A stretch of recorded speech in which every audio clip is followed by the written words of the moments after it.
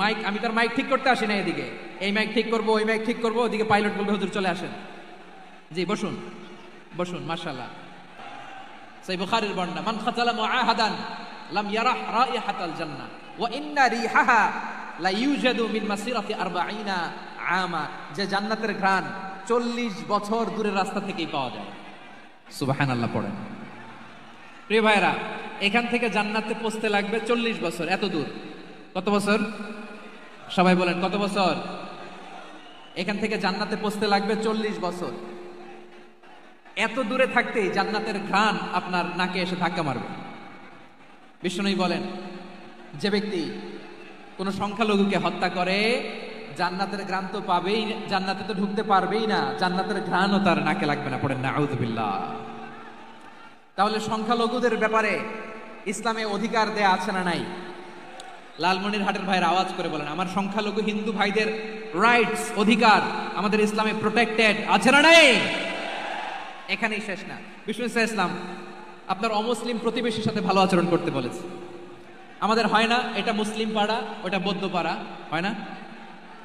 অনেক সময় হয় না এটা আমাদের মুসলিম পাড়া, ওইটা হিন্দু পাড়া, এরকম আছে না নাই? লালমনিরহাটে নাই না? আছে? হিন্দু যদি আপনার প্রতিবেশী হয় কি করবেন? ওরে কষ্ট দিবেন নাকি? কেন? ও তো হিন্দু, ও তো আমার আল্লাহরে ডাকে না, ওরে কষ্ট দিলে যায় যাবে না? খবরদার। বিষ্ণু ইসলাম বলেন, মান কানা ইউমিনু বিল্লাহ ওয়াল ইয়াউমিল আখির ফালিউকরিম জারাহ, যে আল্লাহ বিশ্বাস করে যেন প্রতিবেশীর সাথে ভালো আচরণ করে। এখানে বলছে মুসলিম প্রতিবেশী, বলছে নামাজি প্রতিবেশী, বলছে আল্লাহওয়ালা প্রতিবেশী, বলছে না। প্রতিবেশী আস্তিক হোক নাস্তিক হোক, প্রতিবেশী মুমিন হোক মুশরিক হোক, প্রতিবেশী হইলেই তার সাথে ভালো আচরণের দরকার আছে না নাই? আমার প্রিয় লালমনিরহাটের ভাইরা, বিষ্ণু ইসলাম ওনার ইহুদি প্রতিবেশীদের দেখাশোনা করতেন। আওয়াজ না শোনা যাক, আমারও তো দেখা যায়, আমারও তো দেখা যায়। তাকায় থাকেন, তাকায় থাকলে সওয়াব হবে। কোরআনের কথা যেখান থেকে হয় এদিকে তাকায় থাকলেই বরকত। তাকায় থাকেন। জি জি, মাইক, আমি তার মাইক ঠিক করতে আসি না এদিকে, এই মাইক ঠিক করবো, ওই মাইক ঠিক করবো, ওদিকে পাইলট বলবে হুজুর চলে আসেন। জি বসুন, বসুন, মাশাআল্লাহ। হ্যাঁ, খুব শান্ত, ঠিক আছে। পুলিশ ভাইরা না খেয়ে দিনরাত আপনারা যাতে সুশৃঙ্খল একটা প্রোগ্রাম উপহার পান এটাই চেষ্টা করতেছে, আপনাদেরকে কষ্ট দিতে আসে নাই। একটু একটু সহযোগিতা করেন। জি মাশাআল্লাহ। হ্যাঁ ঠিক আছে।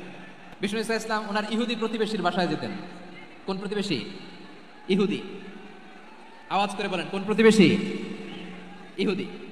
এক ইহুদি কিশোর বিষ্ণু ইসলামের খেদমত করতে, ইহুদি ছেলে আমার নবীর খেদমত করতো, তারা ছিল নবীর প্রতিবেশী। তো অনেকদিন হয় ইহুদি ছেলেটা আসে না। বিষ্ণুনবী খোঁজ দিলেন, ঘটনা কি? একটা ইহুদি ছেলে না আমার খেদমতে আসতো, ছেলেটা কই? খোঁজ নিয়ে জানলেন ছেলেটা অসুস্থ। বিষ্ণু ইসলাম ওই ইহুদির বাড়িতে চলে গেলেন ওই ছেলেটাকে দেখা করার জন্য, ভিজিট করার জন্য। সুবহানাল্লাহ পড়বেন না?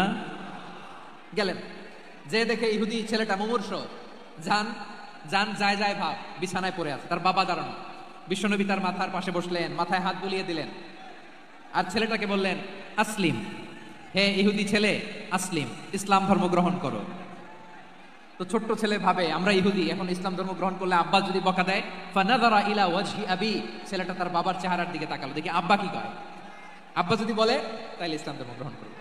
ইহুদি ছেলেটা তার বাবার দিকে যখন তাকালো, ওর বাবা বলে আতি আবুল কাসিম, আবুল কাসিম যা বলে তাই করো।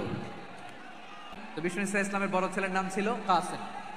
ইহুদি বাবা বলল আতি আবুল কাসিম, আবুল কাসিম যা বলে তাই শোনো, মানে মোহাম্মদ যা বলে তাই শোনো। এই কথা শুনে ছেলে সাহস পাইছে, ছেলে আবার পড়তে আরম্ভ করলো আশহাদু আল্লাহ ইলাহা ইল্লাল্লাহ ওয়া আশহাদু আন্না মুহাম্মাদার রাসূলুল্লাহ। পড়েন আল্লাহু আকবার।